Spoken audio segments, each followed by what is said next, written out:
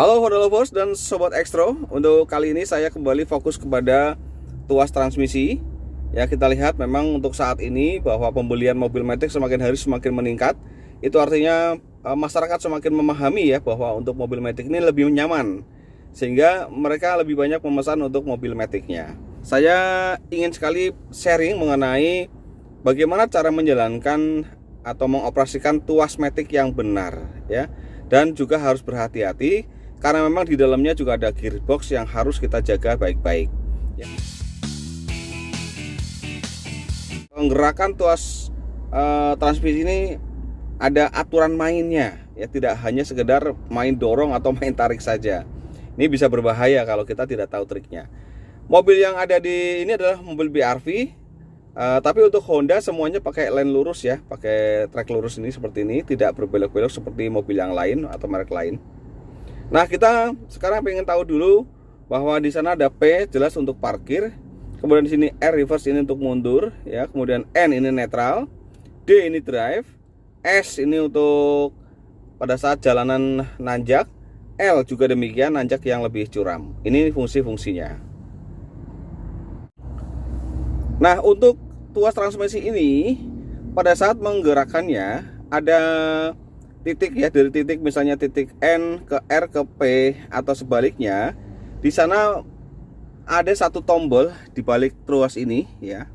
Itu namanya adalah pengait, tentunya adalah pengunci ya, pengunci tuas. Ini harus digerakkan atau pada saat digerakkan sebaiknya ditekan atau ditarik seperti ini ya. Ditarik seperti ini. Nah, khususnya pada saat mobil ini akan berjalan misalnya, maka dari titik P itu akan pindah ke titik D. Maka yang harus dilakukan tentu adalah menarik kait ini, karena kalau tidak bisa ditarik, dia akan mengunci.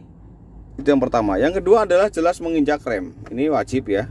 Semua pergerakan di mobil matic alangkah baiknya dimulai dengan menginjak rem ya, itu untuk pengamanan. Sebagaimana contoh, sekarang saya akan pindah ke titik D.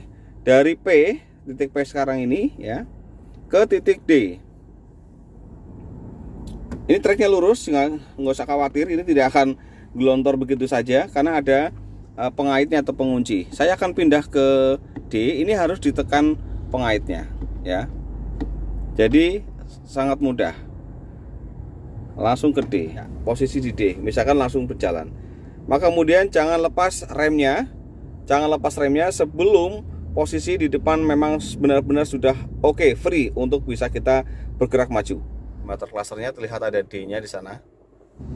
Nah, Honda Lover, saya ingin cerita juga mengenai N ini ya, netral.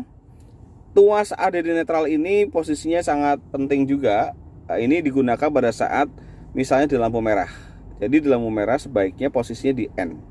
Di netral seperti ini, kita tarik rem tangannya ya, tentunya kita tarik rem tangannya agar tidak terjadi sesuatu yang nggak kita inginkan, misalkan glondor karena misalnya jalanan turun atau misalnya juga jalan naik ya.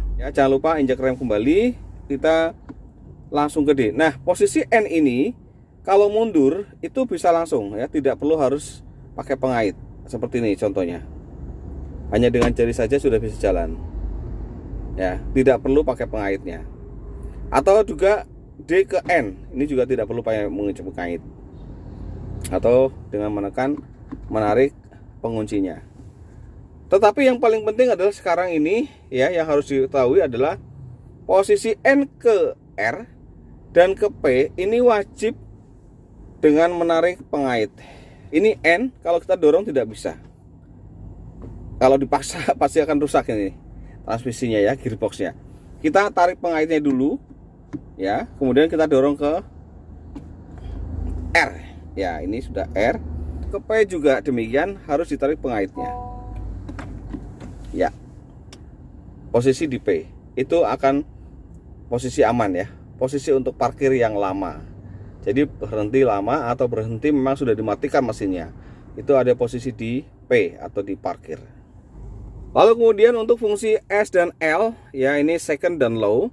Untuk di mobil Honda memang ini ada dua titik ya, titik S dan L ini untuk khususnya BRV. Kemudian Brio ini ada second ya, second gear dan juga low gear. Nah, bagaimana cara menggunakannya? Untuk second gear ini dipakainya pada saat tanjakan yang tidak terlalu tajam. Fungsinya sebagaimana misalnya adalah untuk drive.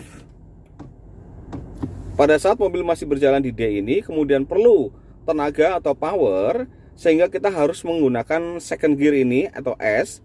Tidak perlu kemudian berhenti mobilnya, langsung saja dipindahkan. Dan jangan lupa untuk menggunakan atau menggerakkan pengaitnya.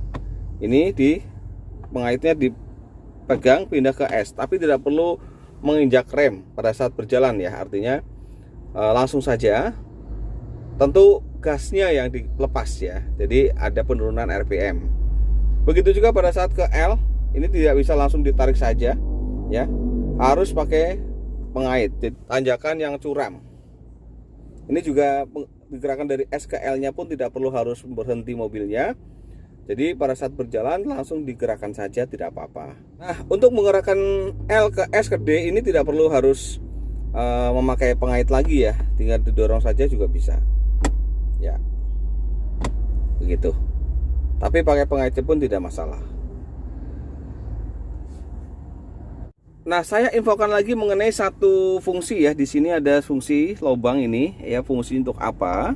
Lubang kecil ini adalah untuk memasukkan anak kunci pada saat akan paralel atau parkir paralel.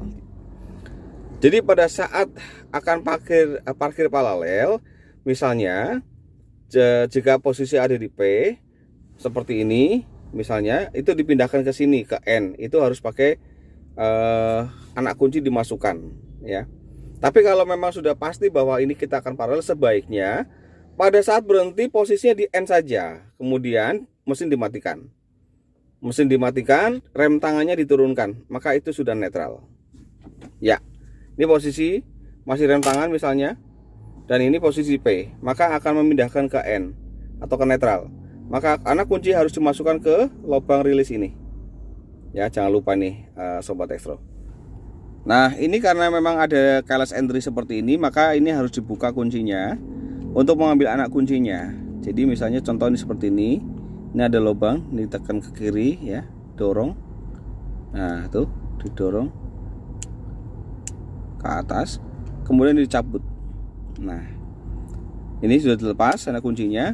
Kemudian dimasukkan ke lubang ini.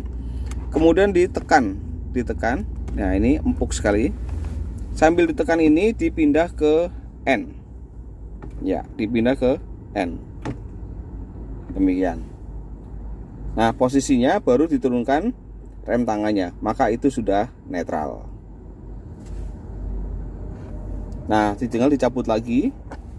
Ya, Sobat Extro TV dan Honda Lovers, itulah tadi sedikit dari apa yang dapat saya sharingkan mengenai cara memanfaatkan ya, mengoperasikan dari tuas transmisi matic. Karena memang mobil matic saat ini sedang meningkat terus populasinya, semakin banyak orang yang mencintai mobil matic. Maka kita harus mengerti betul cara menggunakan tuas transmisi yang baik, yang benar, tidak asal dorong atau asal tarik. Dan semoga ini bermanfaat bagi Honda Lover semuanya. Mohon dukungan untuk subscribe dan klik lonceng untuk kemajuan perkembangan dari Extro TV Media Otomotif. Selamat beraktivitas dan tetap semangat.